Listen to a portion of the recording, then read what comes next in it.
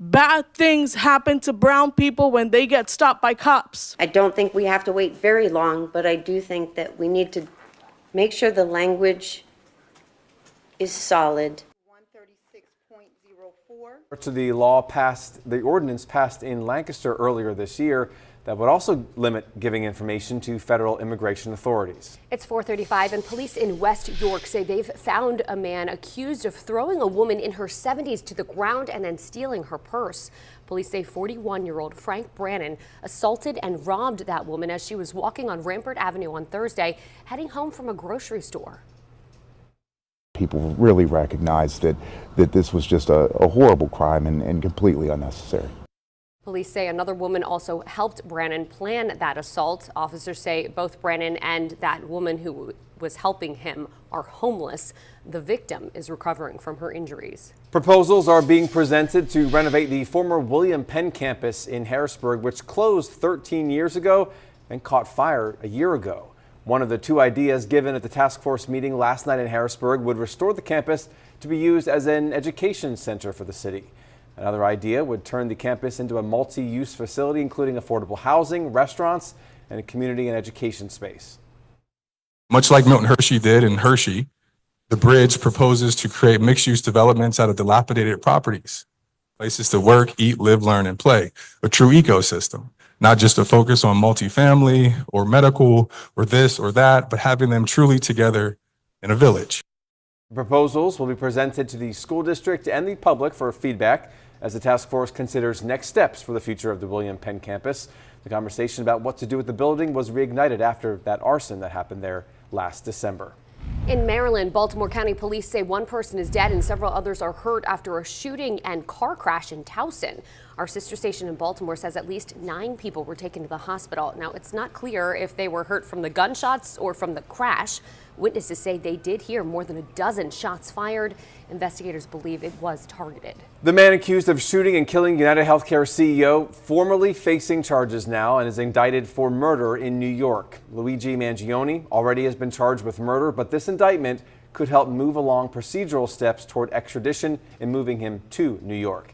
Mangione faces 1 count of first-degree murder with the intent to promote terrorism, 2 counts of second-degree murder, and 7 counts of weapons charges. The Manhattan DA described the shooting of Brian Thompson as an intentionally cruel act meant to rattle the public. This was a frightening, well-planned, targeted murder that was intended to cause shock and attention and intimidation. It occurred in one of the most bustling parts of our city, threatening the safety of local residents and tourists alike, commuters and business people just starting out on their day. Mangione will be back at the Blair County Courthouse in Western Pennsylvania tomorrow for 2 hearings. The first is a preliminary hearing for charges that he faces in Pennsylvania. He'll then attend an extradition hearing regarding the charges in New York. We'll have a crew in Hollidaysburg in Western PA and continue to bring the latest on the case. An investigation is also continuing this morning into shots fired at a school in Pittsburgh. Investigators say it happened as students were showing up to Perry Traditional Academy yesterday morning. That school went into lockdown after 11 shots were fired. Now, there were no injuries reported and no arrests have been made. People in Madison, Wisconsin gathered to remember a teacher and student killed in a shooting at the Abundant Life Christian School.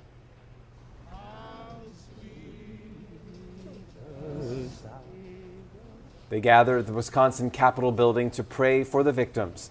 6 others were hurt in the shooting, including 2 students who have life-threatening injuries.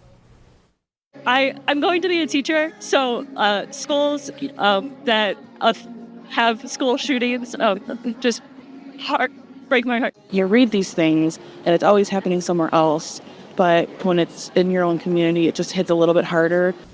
Police say they are still investigating the motive for the 15-year-old shooter. She also died in the shooting.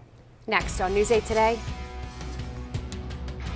Your credit card statement is showing that you made a donation to a charity, a donation you don't remember. I'm on your side with why that charge could be a sign that your card has been compromised. That's coming up. It's 4:39 and we head to break now with a look at last night's winning lottery numbers.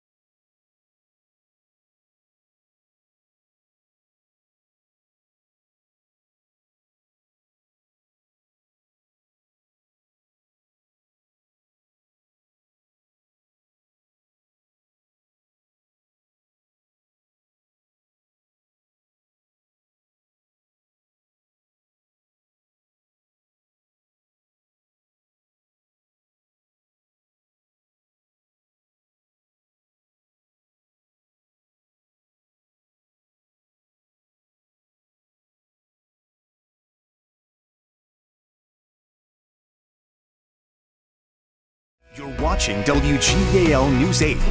Good morning. Yesterday morning, we had quite a bit of problems with fog. It was quite dense in some areas. This morning, I'm not seeing that, so we have good visibility across much of the area. I'll keep my eye on this for you through the morning drive. As far as our forecast goes, temperature-wise, we are starting out with numbers in the 20s and 30s this morning, and we should be seeing temperatures getting into the 40s for our highs today. But it's going to be upper 40s today and then lower 40s tomorrow. We're going on a little bit of a downtrend here. Currently 31 out the door in Lebanon, 35 Lancaster, 38 in Chambersburg. Storm Team Live Radar Network, things are quiet now. We have clear skies, but we will see increasing clouds shortly, next couple of hours. Here's our rain system, which will be moving in for the afternoon and evening. So behind that system, it's packing a little bit of cooler air, not terribly cold, but that colder air will be building as we head toward the weekend. Here's a look at your travel forecast today. Rainy in the Midwest and rain here in the Susquehanna Valley eventually. It should be a dry first half of the day, then that rain moves west to east later. I'll time it out for you with the predictor coming up. Christine, thank you. Okay, hopefully this hasn't happened to you, but if you spot a small, maybe holiday donation made to a charity on your credit card statement and you don't remember making it, yeah, that could be a problem. Yeah, that charge could be a sign your card has been compromised. 8 on your side consumer investigator Brian Roach tells us why. When scammers get stolen credit card information, one of the first things they often do is test that card to see if it still works. So they make small charges on the card to see if the card is actually still valid, hasn't been canceled. Well, scammers often do this through charity websites because they can test the card with very small donations that are less likely to be disputed. If the charge goes through, then they'll use your card for bigger purchases or cash advances. And this is something to keep your eye on right now because about 20% of all charitable giving happens during the month of December as we head toward the end of the year. So protect yourself by checking your card statements often. Instead of waiting for a monthly statement, try to check your account online every week. And sign up for notifications from your credit card provider when charges are made to your card. That's one of the best ways to stop fraudulent charges, and it allows you to contact your card provider immediately if you do not recognize the purchase you're seeing. It is the season of giving, but don't allow someone to give you grief that you don't need during the holiday season. I'm Brian Roach, on your side, WGAL News 8. Next on News 8 today, the Federal Reserve is expected to cut interest rates again. When that announcement is set to come. What we're seeking is the commitment, the authorization that Maryland will be reimbursed 100% for the costs it incurs in rebuilding the Key Bridge. Funding to replace the Key Bridge in Baltimore, though, could be in jeopardy. Why the clock is ticking to get that money secured. And taking a look at the clock right now, it is 4:45 on your Wednesday morning. Here's a look at our Lebanon Skycam. Christine's back with the Storm Team forecast in about 5 minutes.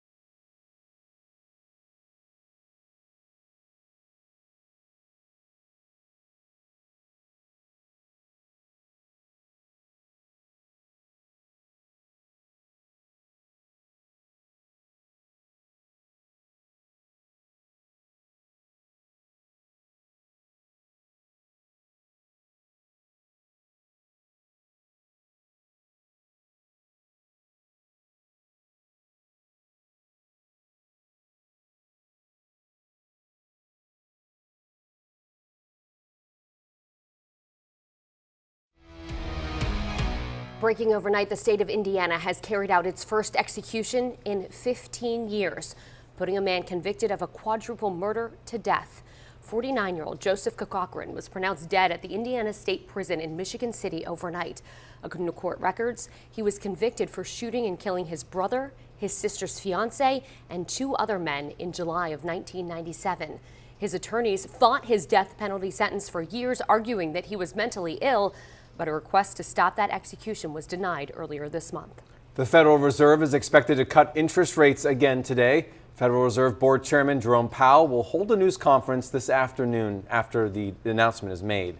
If Powell announces another interest rate cut, it would mark the 3rd rate cut of the year. In recent months, the average price gains have stayed elevated.